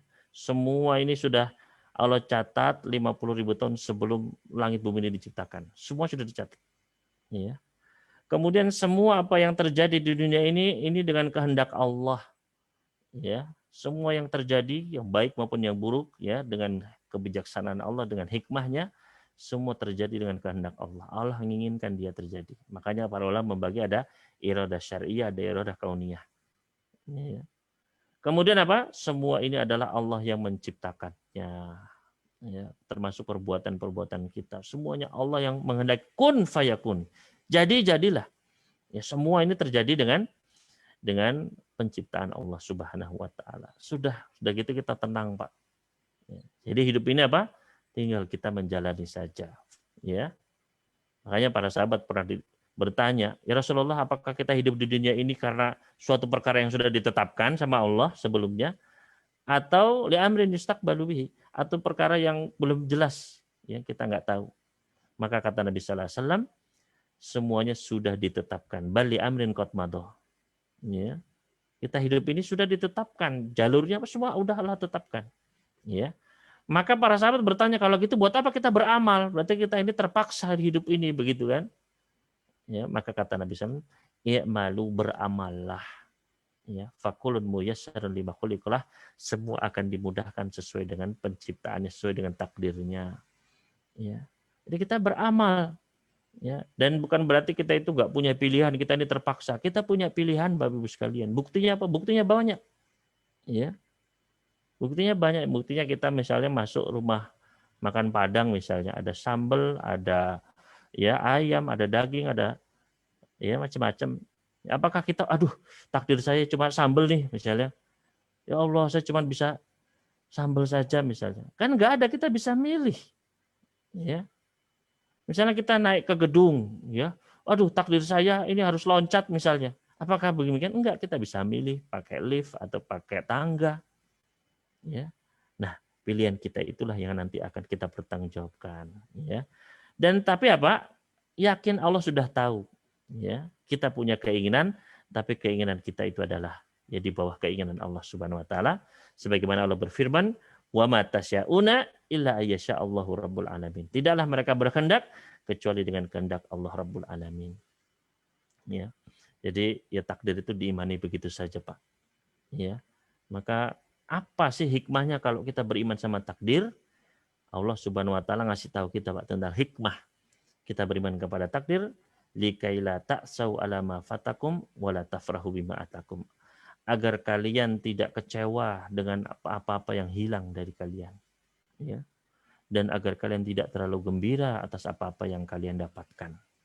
Artinya kalau kita usaha terus gagal, Pak, ya, maka kita tenang saja. Karena kita yakin ini sudah takdir, Allah mau 1000 kali diulang, kalau ketetapan Allah gagal ya pasti gagal. Ya. Tapi kalau kita sukses, kita nggak akan merasa ujub. Oh ini karena kecerdasan saya, karena pintarnya saya, enggak. Ya. Semua karena apa? Allah Subhanahu wa taala. Itu ya hikmah beriman kepada takdir. Selanjutnya ke-29, kata-kata Islam dan iman jika bersatu maka maknanya terpisah. Ya. Tapi kalau berpisah maka maknanya jadi bersatu. Maksudnya apa? Artinya kalau Islam dan iman ini dalam satu pembahasan, dalam satu ayat misalnya, atau ayat yang berdekatan, atau dalam satu hadis, ya dalam satu pembicaraan, gitu ya. Ketika Islam dan iman ini bersatu disebutkan sama-sama dalam pembicaraan tersebut, dalam ayat tersebut atau hadis tersebut, maka maknanya itu beda. Ya, seperti dalam hadis Jibril ini kan bersatu nih dalam satu kejadian, satu pembicaraan, ya. Dua-duanya ada bersatu, dua-duanya ngumpul. Maka maknanya beda. Islam itu amalan yang zahir, amalan badan begitu ya. Sedangkan iman itu amalan hati, keyakinan. Ya. Jadi itu kata-kata Islam dan iman ini kalau ngumpul bersatu, maka maknanya terpisah, maknanya beda. Ya. Tapi kalau dua-duanya berpisah, cuma disebutkan Islam saja, Muslim saja, atau iman saja, atau mukmin saja, maka maknanya bersatu. Artinya Islam itu ya iman itu ya Islam. Gitu. Contohnya misalnya dalam hadis, ya, al-imanu bid'un wa sab'una syu'batan. Iman itu ada 70 lebih cabangnya. Di sini membicarakan apa? Cuman iman tok, Pak. Ya, imannya terpisah. Ya. Iman itu ada 70 lebih cabangnya. Cabang yang paling tinggi, qaulul la ilaha, ucapan la ilaha illallah. Adnaha, cabang yang paling rendah, menyingkirkan gangguan dari jalan, dan rasa malu bagian dari keimanan. Ya. Ketika disebutkan iman di sini mencakup amalan-amalan zahir, ucapan la ilaha illallah, menyingkirkan gangguan dari jalan. Itu kan perbuatan zahir semua, Pak, perbuatan badan semua. Ya. Jadi iman kalau dia sendirian, ya, termasuk Islam kalau sendirian, maka mencakup ya iman ya Islam gitu. Ya. Jadi itu ini adalah ya sebuah faedah yang kita ambil dari hadis ini. Kemudian yang ke-30, tingkatan dalam Islam itu ada Islam, iman, dan ihsan. Sebagaimana dalam hadis Jibril, Jibril bertanya apa itu Islam, apa itu iman, apa itu ihsan. Ya, dan yang paling rendah itu Islam, kemudian iman, kemudian ihsan. Ya. Selanjutnya faedah yang ke-31, penjelasan Nabi SAW tentang definisi ihsan yaitu muraqabatullah, senantiasa merasa diawasi oleh Allah. Ya. Yaitu ketika Jibril bertanya, akhbirni anil ihsan, tolong kabarkan kepadaku apa itu ihsan. Maka beliau pun menjawab, anta'budallaha ka'annaka tarah. Kamu beribadah kepada Allah seakan-akan kamu melihatnya. Fa'in lam takun tarah fa'innahu yarak. Kalau kamu tidak bisa melihatnya, maka ya kita yakin bahwasanya Allah melihat kita. Artinya kita yakin Allah senantiasa menyaksikan kita. Ya. Nah, ini adalah makna apa? Muraqabatullah, yaitu senantiasa merasa diawasi oleh Allah. Ya. Kemudian yang ke-32, hanya Allah yang mengetahui kunci-kunci perkara gaib. Hanya Allah yang mengetahui kunci-kunci perkara gaib. Ya. Karena apa? Karena di dalam hadis Jibril ini Jibril tanya, ya, wahai Muhammad, tolong kabarkan kepadaku kapan itu hari kiamat. Ya, maka kata Nabi SAW, mal mas'ulu ana bi'alam minasail, yang ditanya tidak lebih tahu daripada yang bertanya. Artinya yang ditanya yaitu Rasul, dan yang bertanya itu Jibril, sama-sama nggak tahu. Karena yang tahu hari kiamat cuma Allah. Ya. Maka kunci-kunci perkara gaib ini hanya Allah yang tahu. Ya, nggak boleh kita nebak-nebak, ya. Kiamat itu 1000 tahun lagi atau 2000 tahun lagi atau 1.000.000 tahun lagi, nggak bisa. Ya. Kemudian yang ke-33, tidak ada yang mengetahui kapan hari kiamat akan terjadi. Di sini dua makhluk yang paling dimuliakan oleh Allah, ya, dari kalangan manusia dan malaikat, yaitu Nabi Muhammad SAW dan Jibril, itu saja nggak ada yang tahu. Ya, apalagi manusia biasa, apalagi cuma ustadz, ya, tidak bisa menebak, ya, berapa ribu tahun lagi. Ya, kalau ada yang bisa nebak, harusnya ya para sahabat, para ulama sudah nebak dari dulu dong. Ya. Maka tidak boleh kita membenarkan, oh dihitung-hitung kira-kira itu sekitar ya sekian ribu tahun lagi misalnya, yaitu tidak ada sekali lagi yang mengetahui. Ya. Kemudian yang ke-34, jenis-jenis tanda hari kiamat. Ya. Kiamat, tanda-tanda kiamat itu ada tanda kiamat yang sudah terjadi. Ya, diantaranya diutusnya Nabi Muhammad itu salah satu tanda kiamat. Ada tanda kiamat yang terus terjadi saat ini, yang kita saksikan saat ini. Ya, misalnya di dalam hadis ini, ya, orang-orang yang dulunya miskin berlomba-lomba membangun bangunan. Sekarang kan banyak bangunan. Ya, di Surabaya saja tiap hari pasti ada gedung baru kayaknya begitu ya. Ya. Maka ini kita menyaksikannya saat ini. Ya. Dan juga banyak lagi tanda-tanda. Dan ada tanda-tanda kiamat yang belum terjadi. Ya, ada tanda-tanda kiamat yang belum terjadi. Ya, misalnya keluarnya Dajjal, keluarnya Dabbah, ya, dan lain sebagainya, Ya'juj dan Ma'juj, ya. Di antara para ulama juga ada yang membagi tanda kiamat itu ada tanda-tanda alamat sa'ah sugro, ada tanda-tanda kiamat kecil, ya, dan ada tanda-tanda kiamat yang besar, ya. Kemudian ke-35 di antara tanda-tanda kiamat adalah budak melahirkan tuannya. Ini ditafsirkan oleh para ulama, yaitu kasratul futuhat, ketika banyak penaklukan. Ya, ketika kaum muslim menaklukkan negeri-negeri, ya akhirnya kan banyak tawanan. Ya, tawanan itu diantaranya mungkin budak wanita, kemudian memiliki anak. Ya, anaknya itu menjadi orang merdeka, menjadi tuan, sedangkan ibunya adalah budak begitu. Ya, ini adalah di antara penafsiran para ulama. Juga ada yang menafsirkan ini adalah yaitu banyaknya kedurhakaan, ya, yaitu anak yang memperbudak orang tuanya, gitu. Ya. Kemudian yang ke-36 di antara tanda kiamat adalah orang yang dulunya miskin, ya, mereka menjadi berlomba-lomba membangun bangunan. Ya, ini kita saksikan sekarang. Ya, bagaimana gedung-gedung tinggi, ya, baik di Jazirah Arab sana, ya, di Eropa, di Amerika, termasuk di Surabaya juga, begitu, ya. Kemudian ke-37 dicelanya membangun bangunan lebih dari kebutuhan. Nabi SAW pernah ya memperingatkan kita, ya, kullu bina'in wabalun ala ahli. Semua bangunan itu akan menjadi kerugian bagi pemiliknya. Ya, semua bangunan itu akan menjadi kerugian, menjadi beban bagi pemiliknya, illa mala, ya, illa mala, kecuali yang memang harus, kecuali memang yang dibutuhkan. Artinya kalau seseorang dia membangun bangunan, ya, terkadang ya berlebihan gitu, ya, lebih dari kebutuhannya, maka ini ditakutkan akan bisa justru menjadi beban nanti di akhirat. Ya. Makanya di sini kan tanda kiamat ada suatu yang buruk lah gitu, ya, membangun bangunan akhirnya merusak gitu. Selanjutnya ke-38, semangat para sahabat dalam menuntut ilmu agama. Ya, bagaimana Umar, para sahabat duduk-duduk di samping Rasulullah SAW. Nah, ini menunjukkan mereka memang semangat dalam menuntut ilmu agama. Ya. Kemudian yang ke-39, jika tidak tahu menjawab Allahu a'lam. Ketika Umar ditanya, "Hei Umar, tahu nggak siapa yang tadi datang laki-laki itu?" Maka Umar pun menjawab, Allahu wa rasuluhu a'lam. Allah dan Rasulnya lebih mengetahui. Ya.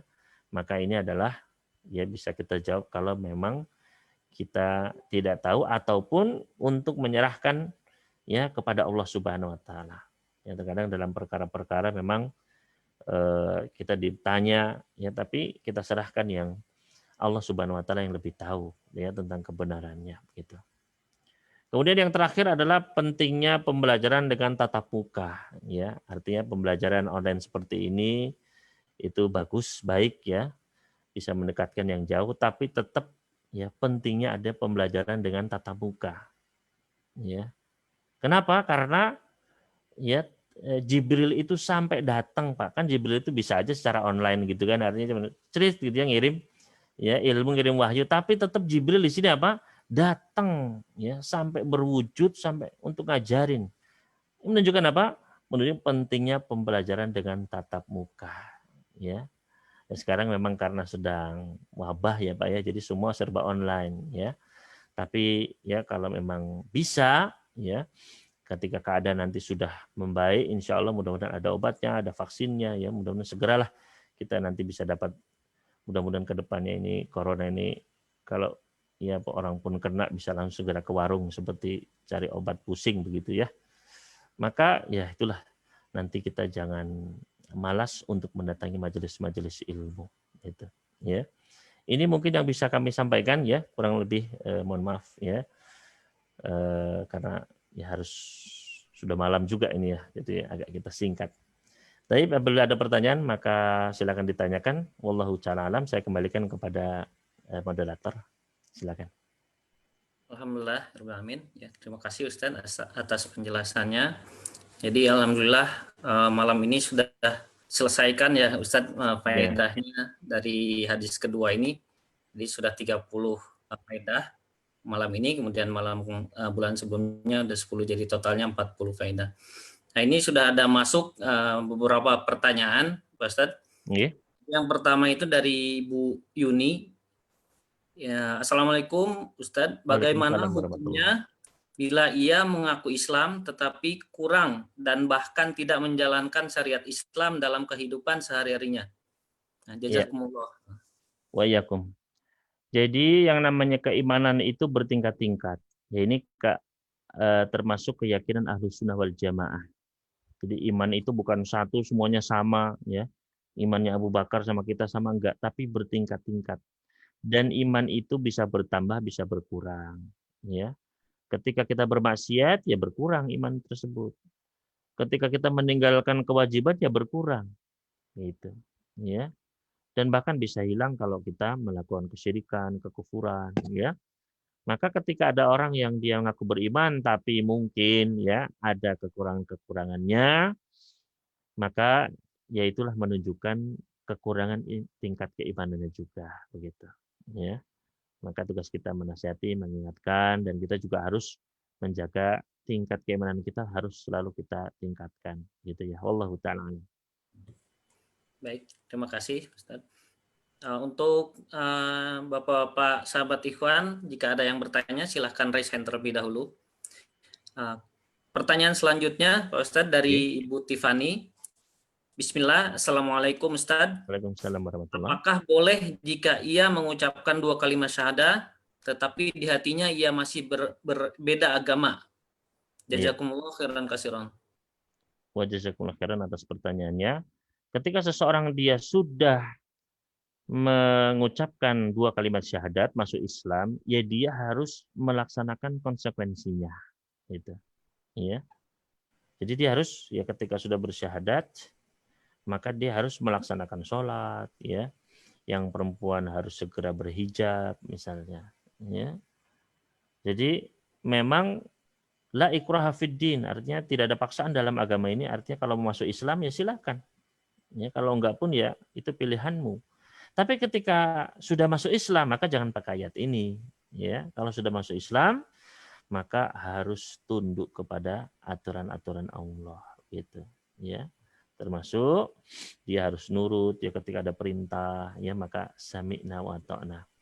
Ya, innama qaulal mu'minin idzu ilallahi wa rasul an yaqul sami'na wa ata'na. Ucapan seorang mukmin itu kalau ya diseru kepada Allah dan Rasulnya ya maka dia mengucapkan kami dengar kami taat. Ya wallahu ta'ala. Baik. Pertanyaan selanjutnya dari Bu Nurul Fatimah. Bismillah, Afwan Ustadz izin bertanya, bagaimana kodok puasa seorang ibu yang sekarang sudah tua dan belum pernah sama sekali mengkodok puasa? Jazakumullah khairan Ustadz. Wa yakum, terima kasih atas pertanyaannya. Bagaimana ibu yang sudah sepuh begitu ya, nggak pernah, mungkin nggak tahu harus mengkodok puasanya, maka tetap harus dikodok itu. Ya karena puasa diperintahkan oleh Allah harus untuk dikodok. Ya kalau sekarang misalnya sudah sepuh, maka dengan fidyah boleh. Ya fidyah tentu amu miskin, memberi makan satu orang miskin sebanyak hari yang ditinggalkan. Bagaimana Ustadz itu sudah berpuluh-puluh tahun? Ya dikira-kira saja. Ya dihitung-hitung, oh saya itu dari umur misalnya ketika balik itu umur 15 misalnya. Sekarang sudah umur misalnya sudah umur 75. Oh berarti kan ada selisih 60 tahun. Ya, kira-kira rata-rata misalnya dihitung 5 hari misalnya. Ya.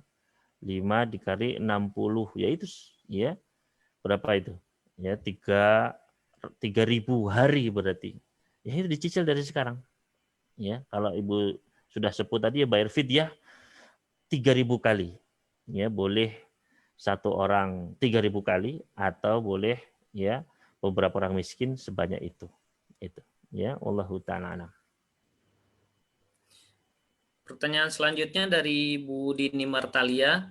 Okay. Assalamualaikum Ustadz. Waalaikumsalam warahmatullahi wabarakatuh. Bertanya, apakah dibolehkan memberikan zakat kepada keluarga sendiri yang kurang mampu?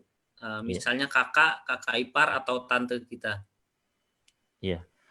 Para ulama berbeda pendapat tentang zakat kepada keluarga. Ya. Maka walau calam yang rajih apabila hal tersebut adalah kepada anak ya atau kepada orang tua yang wajib kita nafkahi, maka saat itu jangan kita memberikan zakat kepada mereka. Ya, jangan kita memberikan zakat kepada mereka dengan sengaja, ya.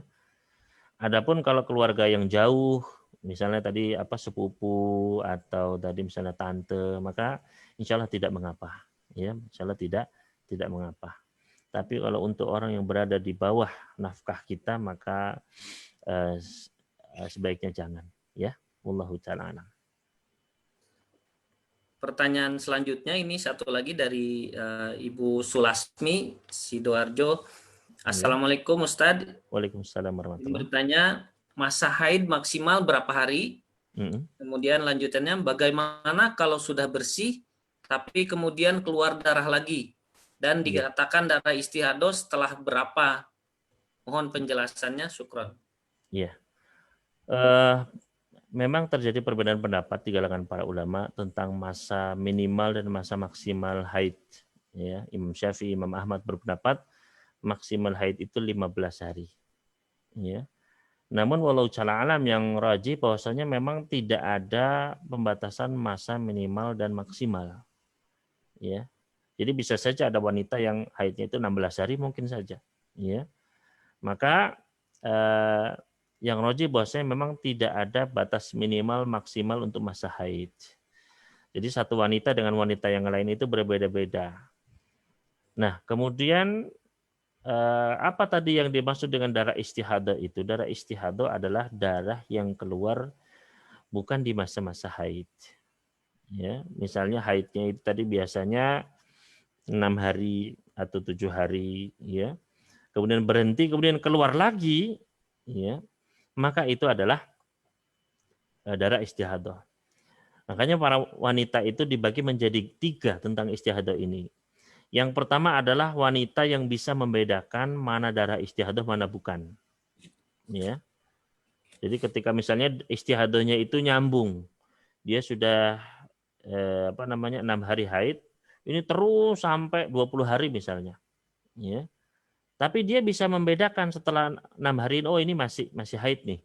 Ketika masuk ke 7, oh dilihat darahnya, oh ini sudah bukan haid nih. Nah, ketika wanita tersebut bisa membedakan, maka ketika dia melihat, oh ini sudah darah yang berbeda, maka saat itu dia sudah wajib sholat.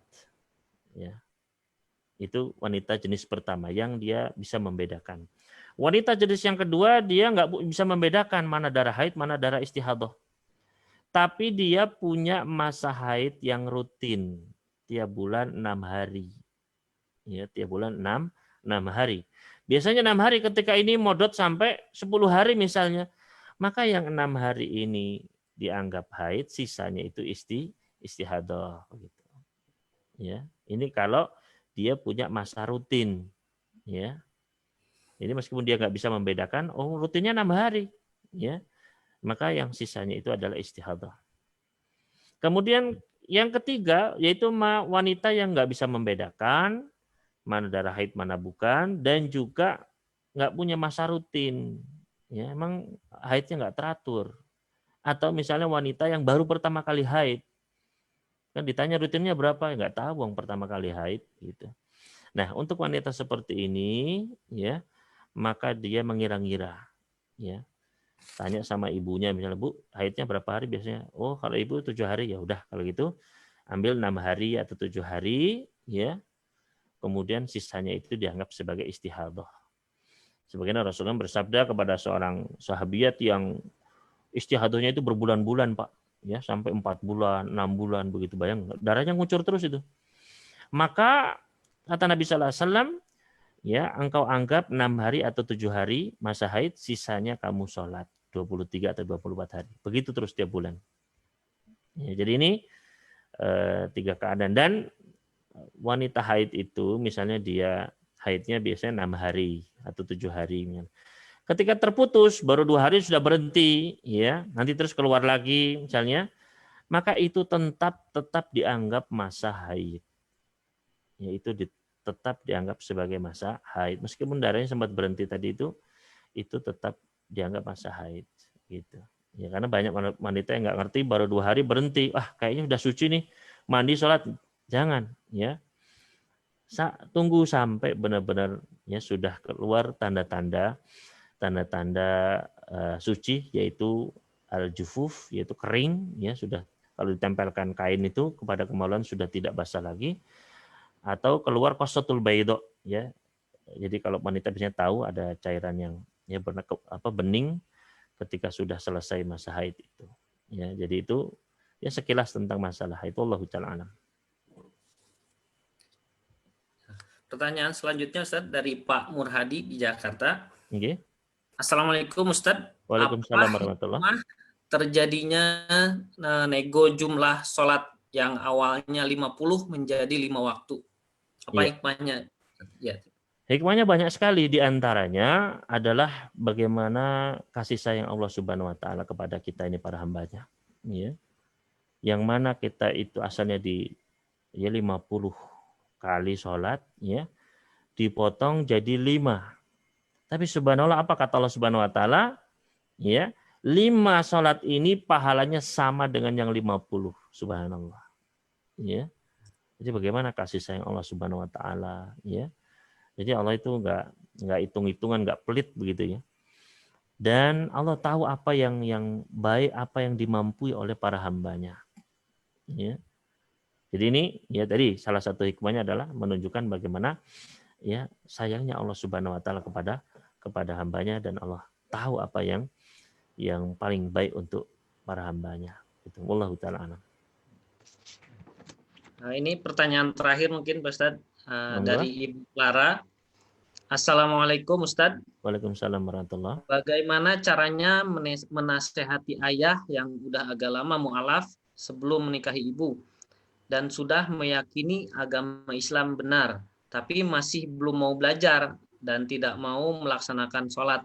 Sedangkan ibu saya sendiri orang awam. Mohon doanya Ustaz. Syukron. Iya. Allah Subhanahu wa taala sudah memberikan petunjuk kepada kita ketika bermuamalah kepada orang tua kita yang mungkin ya masih jauh dari ajaran Islam yang hakiki, ya. Bahkan kepada orang tua yang mereka ya bahkan yang orang yang kafir, yang non muslim, yang bahkan memaksa kita untuk kafir, ya. Apa kata Allah Subhanahu wa in jahadaka alan tusyrika bima laisa laka bil fala tuti'huma. Kalau kedua orang tuamu itu memaksa kamu untuk mempersekutukan Allah dengan apa-apa yang kamu tidak ada ilmu di atasnya, jangan kamu taati keduanya. Ya. Kemudian apa? Wasahibhuma fid dunya ma'rufah. Dan pergaulilah keduanya dengan cara yang baik di dunia ini. Ya. Jadi memang tugas kita apa? Berbakti, berbuat baik kepada orang tua kita. Ya, semampu kita. Meskipun orang tua tersebut memusuhi Islam bahkan di situ. Ya, bahkan memusuhi apa? Islam. Ya, terus berbuat baik dan terus mendoakan mereka. Jadi tugasnya tadi sebagai anak sampaikan ya dengan cara yang baik, ya. Tunjukkan bagaimana akhlak Islam itu, ya, bagaimana Islam memerintahkan anak itu harus berbuat baik kepada orang tuanya, ya. Nah, nanti ya. Dan memang itulah ya makanya itulah kunci apa untuk mendakwahi keluarga kita yang masih jauh, ya. Bukan dengan kita kasih dalil, bukan dengan kita mendebat mereka debat begitu, enggak, ya. Ini tips dari Allah Subhanahu wa taala loh, ya. Wasahibhuma fid dunya ma'ruf. Pergauli dengan cara yang baik di dunia ini. Kasih mereka makan, kasih mereka minuman yang mereka sukai, kasih mereka kata-kata yang baik, ya. Jadi ini ya tips dari Allah untuk kita mendakwahi keluarga orang tua, ya saudara-saudara kita yang masih jauh dari ya Islam, ya. Itu caranya. Pergauli mereka dengan cara yang sopan, itu dengan cara yang baik. Jadi ini ada tipsnya dan juga jangan lupa untuk terus mendoakan kedua orang tua. Sebagaimana kisahnya Abu Hurairah, ketika Abu Hurairah orang ibunya itu selalu mencela Rasulullah SAW, dihina terus Rasulullah SAW tiap hari, ya. Sudah nggak tahan, ya, pada suatu hari saking sudah parah celaannya itu, ya, tiap hari biasanya sabar, tetap dia melayani ibunya, tetap dia baik, ya. Pada suatu hari sudah benar-benar keterlaluan celaannya ini, akhirnya beliau pun lari sambil menangis datang ke Rasulullah SAW. Ya Rasulullah, tolong doakan orang tua saya, ibu saya nggak tahan, selalu mencela engkau, selalu melaknat engkau ya Rasulullah. Didoakan oleh Nabi SAW. Ketika beliau pulang mau masuk dilarang, jangan masuk, ya. Terdengar suara air, ya. Ternyata ibunya mandi, ya. Setelah selesai dibuka, langsung ibunya mengucapkan asyhadu alla ilaha illallah wa asyhadu anna Muhammadar Rasulullah. Langsung masuk Islam, ya, dengan kesabaran, dengan ya muamalah yang baik dan dengan doa, ya. Maka itulah mudah-mudahan bisa menjadi kunci hidayah untuk orang-orang yang kita cintai. Wallahu taala alam. Baik, terima kasih Ustaz. Ini mengingat waktu sudah sangat larut ya. Sudah pada ngantuk. Jadi untuk pertanyaan mohon maaf kita batasi dulu. Mungkin untuk Bapak Ibu ada yang bersiap untuk segera tidur, kemudian untuk bersahur untuk besok pagi mungkin. Jadi kita batasi. Alhamdulillah berarti sudah selesai kajian kita malam ini ya Ustadz untuk hadis kedua ya. Jadi bulan depan kita berlanjut ke hadis ketiga yaitu yang syarah rukun Islam ya Pak Ustadz ya. Insyaallah. Oke, insyaallah ya. Selanjutnya untuk penutup mungkin langsung dari Ustadz Askar. Kita tutup dengan doa mungkin. Silakan tafadhol Pak Ustadz. Alhamdulillah wassalatu wassalamu ala Rasulillahi wa ba'd. Di penghujung pertemuan ini mari kita memohon kepada Allah Subhanahu wa taala dengan nama-namanya yang maha indah dan sifat-sifatnya yang maha sempurna. Mudah-mudahan Allah Subhanahu wa taala memberikan taufiknya kepada kita sekalian untuk bisa mengamalkan ilmu yang kita telah pelajari dan istiqomah untuk terus mengamalkan ilmu tersebut hingga akhir hayat kita. Allahumma alimna yanfa'una wanfa'na bima 'allamna. علمتنا وزدنا علما وهدى وتقى وصلاحا يا رب العالمين. اللهم اغفر لنا ذنوبنا واستر عيوبنا في الدنيا والآخرة. اللهم اغفر لنا ولوالدينا وارحمهم كما ربونا صغارا. ربنا آتنا في الدنيا حسنة وفي الآخرة حسنة وقنا عذاب النار. وصلى الله على نبينا محمد وسلم على المرسلين وآخر دعوانا أن الحمد لله رب العالمين.